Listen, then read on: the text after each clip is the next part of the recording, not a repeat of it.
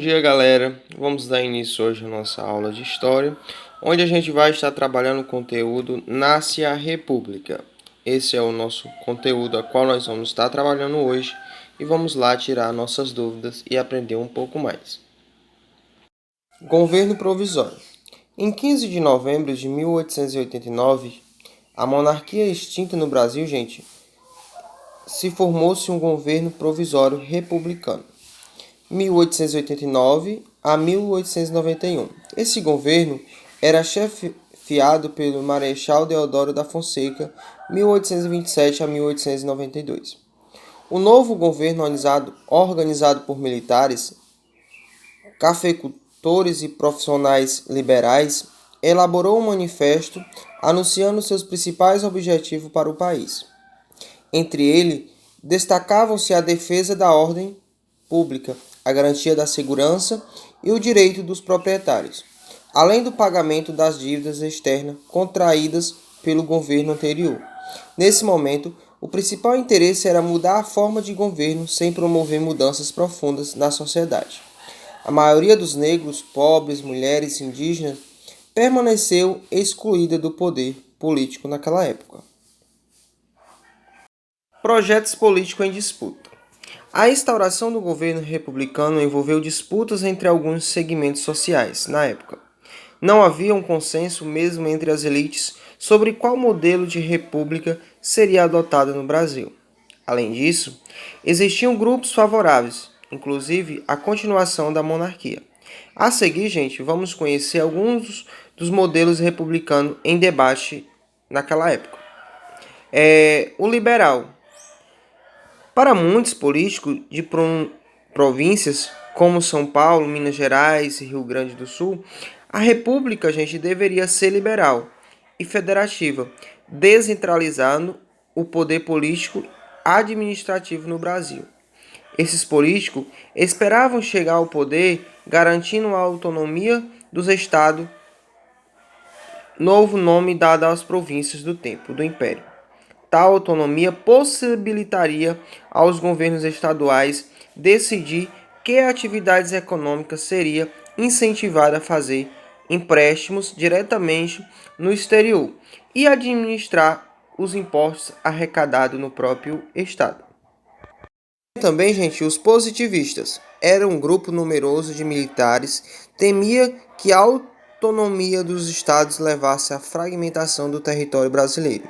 Por isso, defendia a implantação de um poder federal, forte e centralizado, influenciados por uma corrente filosófica chamada positivismo.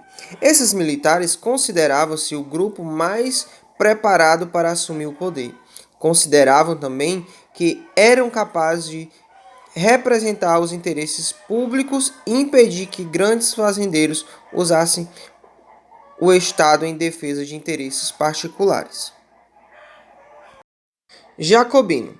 Para alguns militares de baixa patente, funcionários públicos de médio escalão, pequenos comerciantes e profissionais liberais, a República deveria garantir a liberdade de expressão e de associação.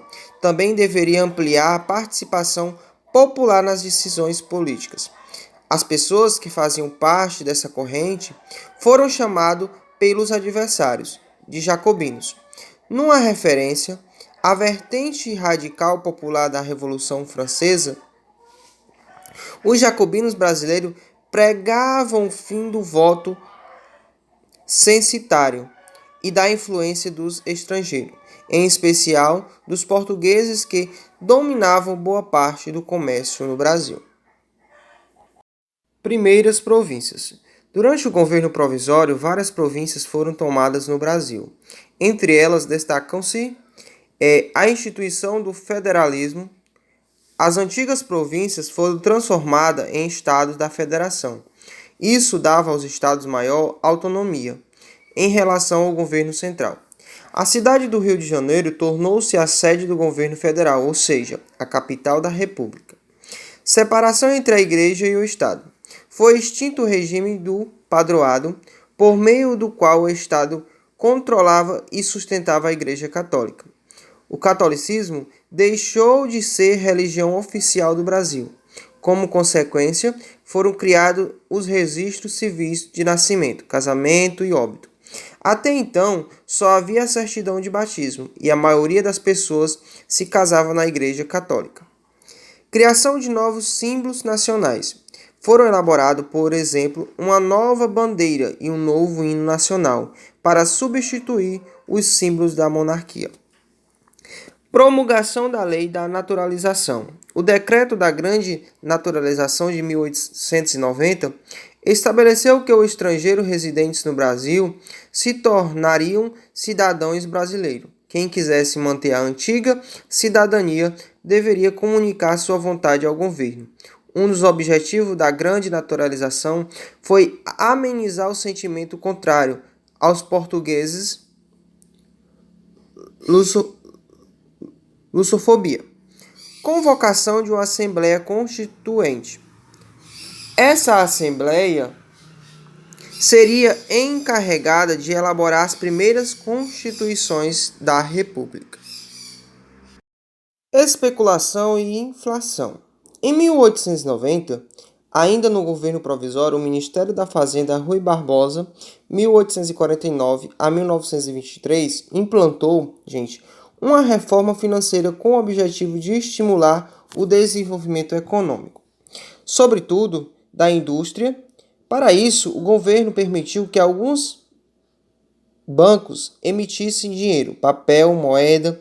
Essa mudança, contudo, provocou uma das maiores crises econômicas da República, ligada a 3 fatores: a inflação, o surgimento de empresas fantasma e a especulação financeira. Vamos ver o que é inflação. Os bancos, emitiram mais dinheiro do que o necessário, gerando uma inflação que aumentou o preço dos produtos. Surgimento de empresas fantasma. O grande volume de dinheiro e a falta de controle do governo possibilitou a formação de empresas fantasma, criada apenas para obter crédito facial nos bancos. Nesses casos, o aumento da emissão de dinheiro não se transformava em um aumento de produção. Especulação financeira. Os donos das empresas conseguiam dinheiro vendendo ações cotas. Pessoas compravam ações e preços baixos e esperavam a valorização para vendê-las por um preço maior. Assim, obtinha lucro fácil sem produzir nada. Isso agravou a crise. A crise econômica resultante da reforma de Rui Barbosa ficou conhecida como encilhamento. O termo encilhar significa arrear o cavalo, preparando-o para uma corrida. A reforma, produziu um movimento tão grande na Bolsa de Valores do Rio de Janeiro que dizia-se era semelhante ao de um hipódromo em dia de corrida, e que os investidores se comportavam como apostadores tentando a sorte no jogo. Muitos cafeicultores protestaram contra essa política econômica, pois não tinha interesse em medidas que dissessem mais incentivo à indústria do que ao café. A reforma financeira de Rui Barbosa foi criticada por muita gente, incluindo colegas nos ministérios, pressionando o ministério, demitiu-se do cargo em 1891. Finalizando aqui a nossa aula, eu fiz essa leitura dessas 3 páginas para que vocês tenham noção do que é um governo previsório. Eu li minuciosamente para que vocês possam entender. Eu vou estar colocando 3 questões para vocês estar respondendo em cima dessas páginas. Observe a minha leitura e vocês podem estar olhando também para a imagem a qual está aí. Tem um texto e a imagem. Gente, deu para entender, né, o que é um governo provisório. Provisório, no próprio nome já quer dizer que é um governo que vai governar por pouco tempo. É provisório. Espero que tenha dado para vocês entender a leitura. Observe com bastante calma, ouça com atenção, que dá para vocês entender o real motivo e o objetivo dessa aula. Gente, fique com Deus, tenham um bom dia, até a próxima aula.